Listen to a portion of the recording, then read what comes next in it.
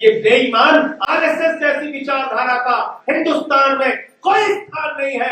और आरएसएस के 100 साल पूरे हो जाए, 100 वर्षों में एक भी दलित, पिछड़ा, आदिवासी या कोई महिला आज तक आरएसएस की प्रमुख क्यों नहीं? आरएसएस से सवाल पूछना चाहिए कि आजादी के आंदोलन में आपने तिरंगे झंडे का विरोध क्यों किया? आपने 52 साल तक आरएसएस के मुख्यालय पर तिरंगा झंडा नहीं फहराया। कौन जिम्मेदार है इसके लिए? आप कह रहे हैं आरएसएस का इतिहास पढ़ाएंगे। क्या इतिहास पढ़ाएंगे? ये इतिहास पढ़ाएंगे कि उन्होंने भारत छोड़ो आंदोलन का विरोध किया? क्या इतिहास पढ़ाएंगे आप कि आपने बाबा साहब डॉक्टर भीमराव अम्बेडकर की शव यात्रा निकाली, उनका पुतला जलाया? क्या इतिहास पढ़ाएंगे आप कि आपने संविधान का विरोध किया, आरक्षण का विरोध किया? ये इतिहास है आपका? अगर स्थान है तो भाईचारे का है, बाबा साहब का है, संविधान का है, इस देश की एकता है। मोदी जी ने इस देश का बंटाधार कर पेपर लीक नौजवानों के, बेरोजगार नौजवानों की जिंदगी का एक काला सच बन चुका है। आपको गोबर से रोजगार देंगे, लेकिन अपने दोस्त अडानी को 1 रुपए में 1050 एकड़ जमीन, 10 लाख पेड़ काटने की इजाजत देंगे।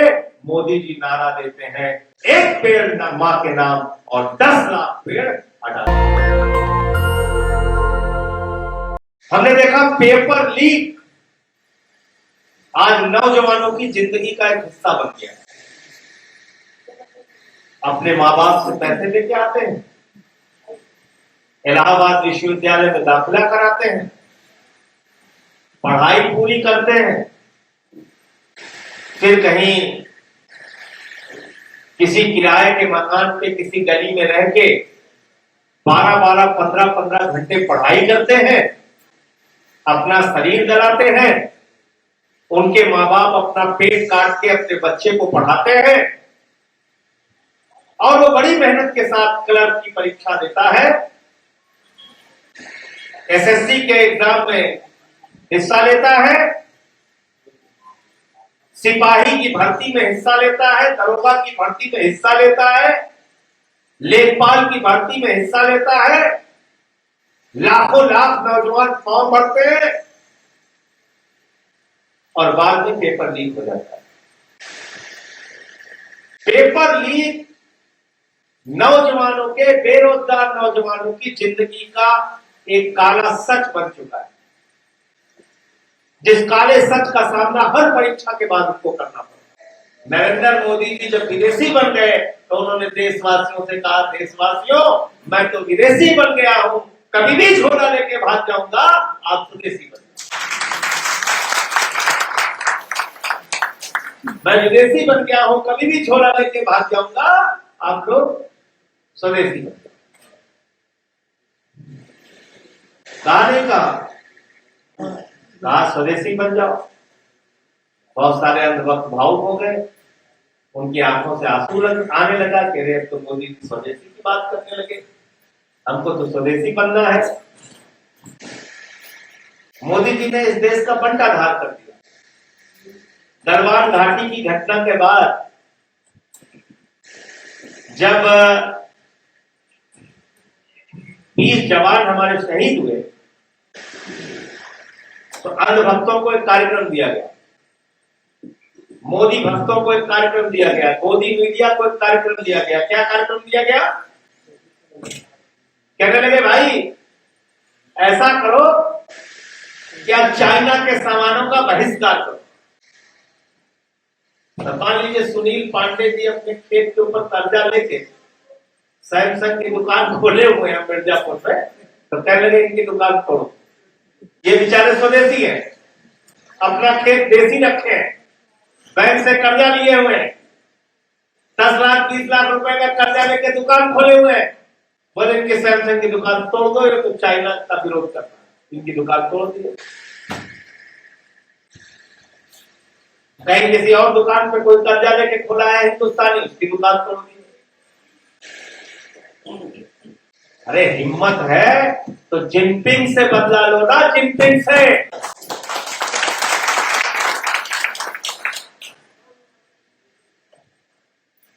ये जो सैमसंग की दुकान हिंदुस्तान में खोल रहे हैं लोग,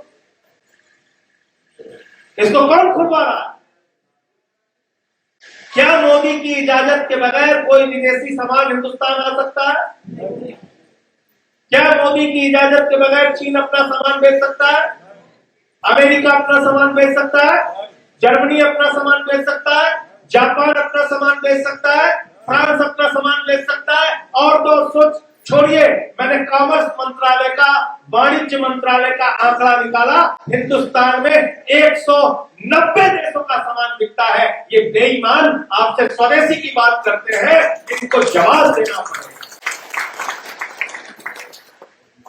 190 देशों का सामान हिंदुस्तान में बिकता है, ये स्वदेशी की बात कर रहे हैं। हिंदुस्तान में कतर से सामान आता है, हिंदुस्तान में मलेशिया से सामान आता है, हिंदुस्तान में सऊदी अरबिया से सामान आता है, हिंदुस्तान में दुबई से सामान आता है, हिंदुस्तान में फ्रांस से, अमेरिका से, चीन से, इटली से, हर जगह से सामान आता है। आता नहीं आता बताओ? तो वो सामान हिंदुस्तानी खरीद के अपने पैसे से अगर वो दुकान खोल रहा है और बेच रहा है तो उसकी दुकान तोड़ रहे हो, जिंदगी से नहीं लड़ रहा। तो इसका मतलब उल्लू बनाओ योजना, उल्लू बनाओ योजना, आंखों से भल भल भल भल आंसू। एक तो ऐसा रोवंदा प्रधानमंत्री हमारा हो गया, इसका आज तक कभी इतना रोवंदा प्रधानमंत्री हमने नहीं देखा। हर बात को बेचारा रोने लगता है। एक नंबर का ड्रामेबाज अमिताभ बच्चन खेला।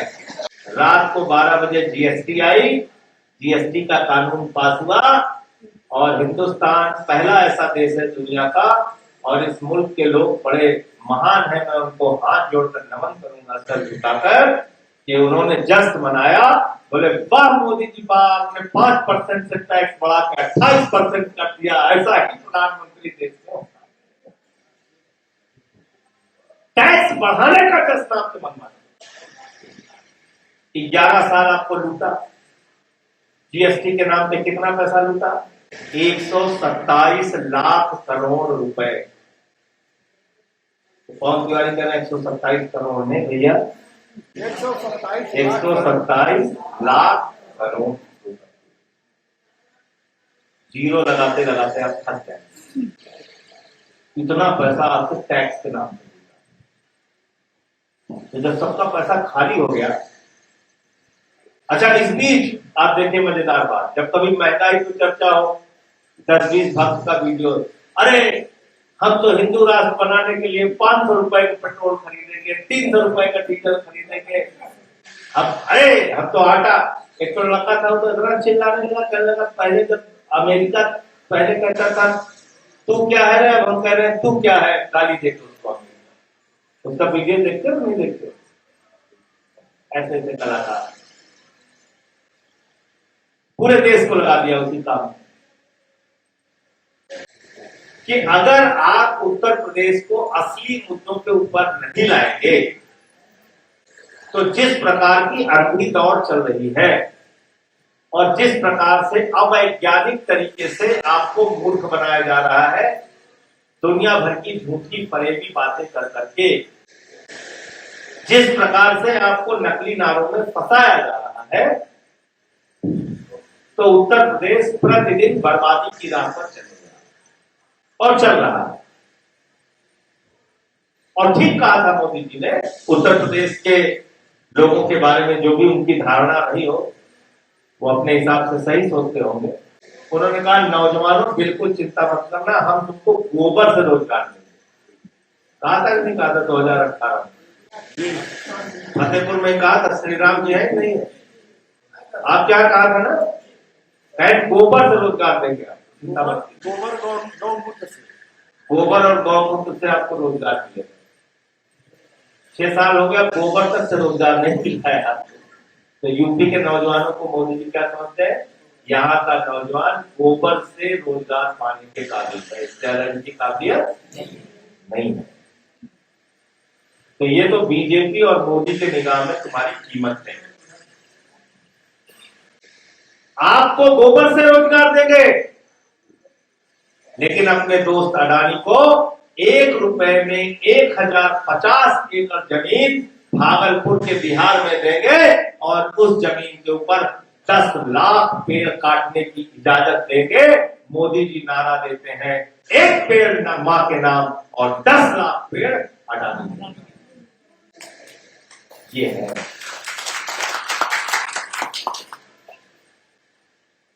आपको कैसे इनसे लड़ना है।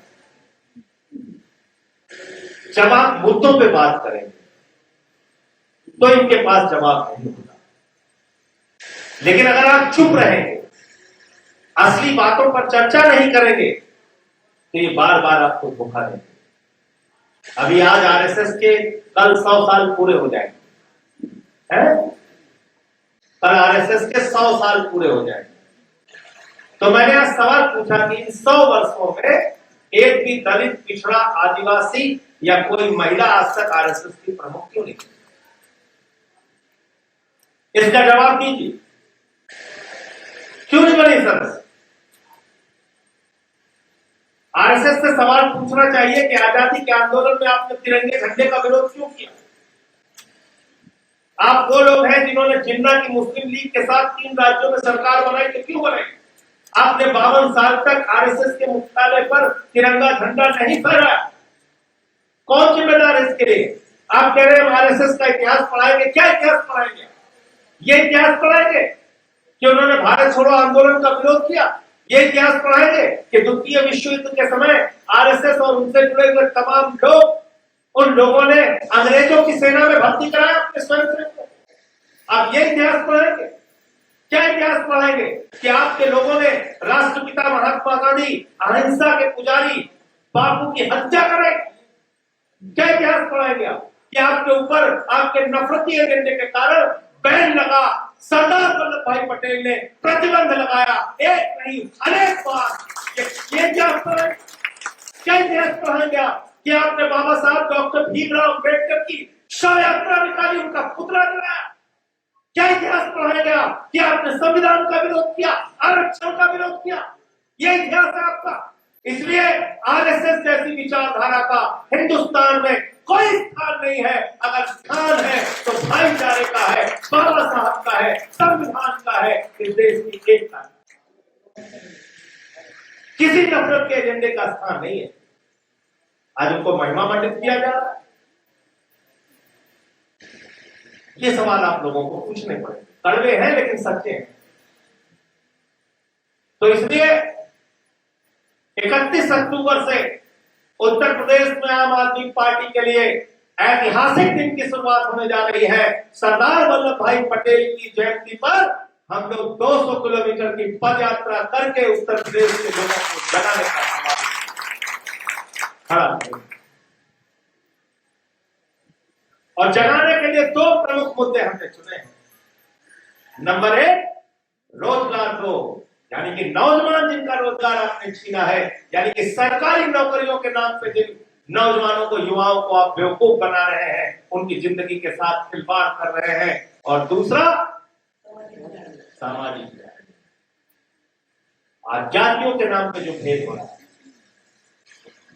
आरक्षण में जिस तरह से घोटाला हो रहा है, अभी एक बैंक की भर्ती का मामला सामने आया था। 27 भर्ती में सिर्फ एक जात के 15 लोग।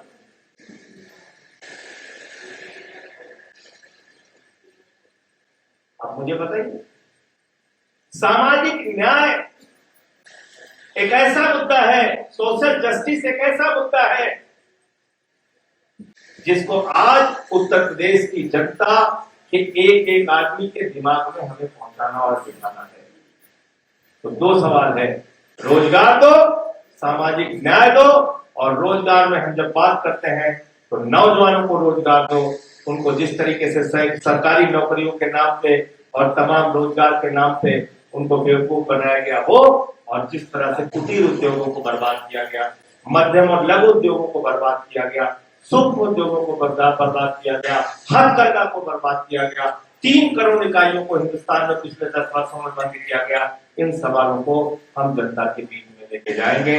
और तीसरा, किसानों के नाम पे जिस तरह से कृषि क्षेत्र का रोजगार खत्म किया गया, खाद की बोरी महंगी हो गई, डीजल महंगा हो गया, हर चीज जो खेती के काम के लिए इस्तेमाल होती है वो महंगी हो गई। खेती तो महंगी होती जा रही है, लेकिन फसल का दाम हमें नेशनल दस्तक की आपसे गुजारिश है कि अगर इसको बचाना चाहते हैं तो नेशनल दस्तक को सब्सक्राइब करने के लिए रेड कलर के सब्सक्राइब बटन को दबाएं, फिर बेल आइकन की घंटी दबाएं। नेशनल दस्तक को बचाने के लिए बहुत जरूरी है कि हर खबर को शेयर करें, लाइक करें, कमेंट जरूर करें।